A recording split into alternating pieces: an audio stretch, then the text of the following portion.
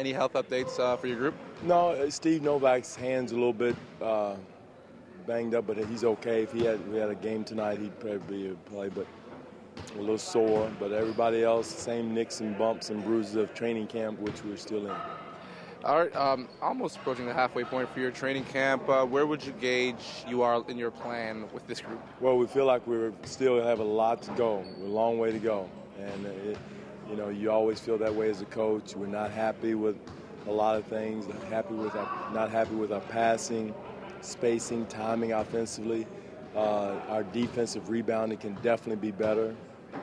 So there's a lot of things we got to clean up as we go along. A lot of those things you mentioned are more time spent with each other things? It is, but then too also a focus. It's a focus you got to have that right now it doesn't seem as important, but every time you step on the floor in exhibition season, whether it's training camp or practice, it's important. And we just got to put that lens on it that make sure we make the right pass, the right reads, our timing is there, and just attention to detail. Coach, only one game this week.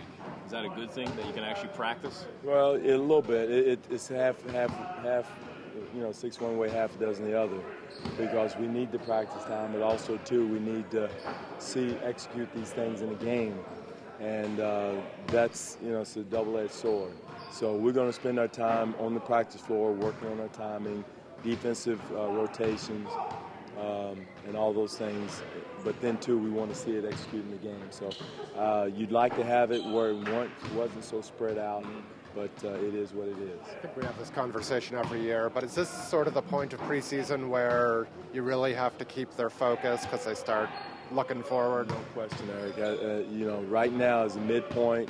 They don't see the beginning, and it's, we've been going long enough where they're bored of everything. So are tired of it, physically tired and mentally tired. So we got to make, today we had to ramp them up a couple of times, but again, that's normal NBA training camp. And but again, the good teams, the teams that are serious about winning, maintain that focus, that edge. Even though they may not play big minutes in the game, when they come on the court, you keep that edge, that mental focus. Obviously, Dwight was brought in over the summer as a third point guard. That's, you could go any number of directions with that.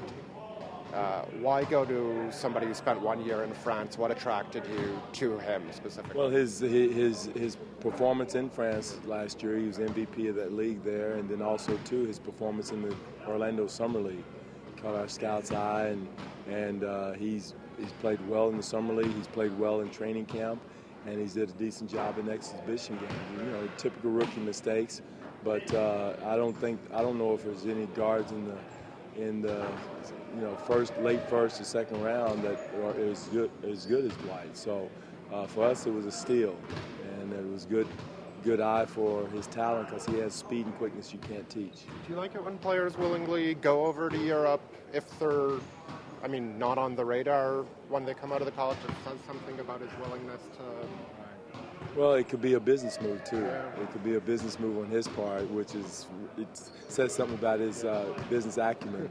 But if his options are not here.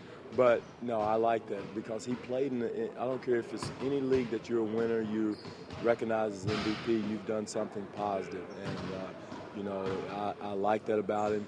And he came from a tough program at Marquette where guys play hard, play tough for Buzz Williams. And he's done a lot of good things from that standpoint. He doesn't back down. If he makes a mistake, it's not an afraid mistake. It's just because I just haven't been there before. Last week we heard you allude to the fact that there's a tight race for that backup spot. Are you committed to committing one guy to the backup spot, or can it be a fluid role? I tell you what, and I tell you another young man, Julian Stone has performed, solid as a quasi point 2-3 swing player. So you got to throw him in the mix because there are going to be some matchups if he makes the team that you could use him in that situation. So it's going to be a fluid. Backup situations. A lot of the game will determine what we need at that point. With Bikes, DJ, DJ's a young man who's been to the conference finals. He's played in big-time games. He played on a team that was number one in the NBA in defense. So, he has something he brings to the table also.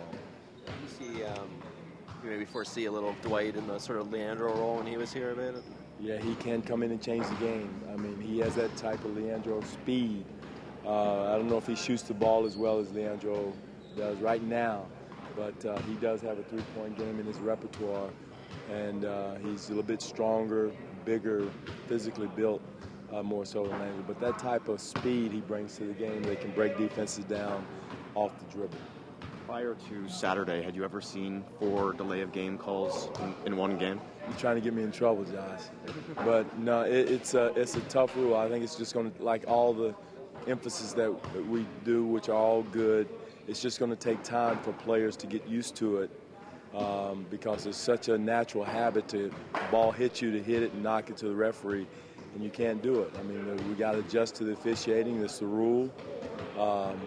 Whether it's going to take longer to enforce it or stretch the games out longer, I don't know. But we can't have 4. And I saw somewhere the other day where a team had 8 or some big number like that. So we got to adjust. The whole league has to adjust, and the officials are calling it the way it is. Is that something that they spoke to you about as a point of emphasis? There's a point of emphasis, but it's a habit you got to break.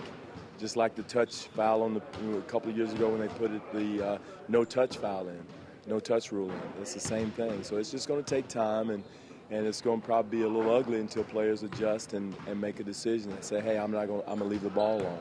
What do you think of Olynyk the first time you saw him, Kelly Olynyk? I like him. I tell you what, he knows how to play. He's smart. He's a coach's son, the way he plays, shoots the 3, great hands. And big. He's a big man. So he's going to be a force to reckon with in this league, and I like his game. I think he brings a sense of toughness. Well, the good thing about him, he can go inside, he can be outside. So, but most of all, his basketball intellect is off the charts.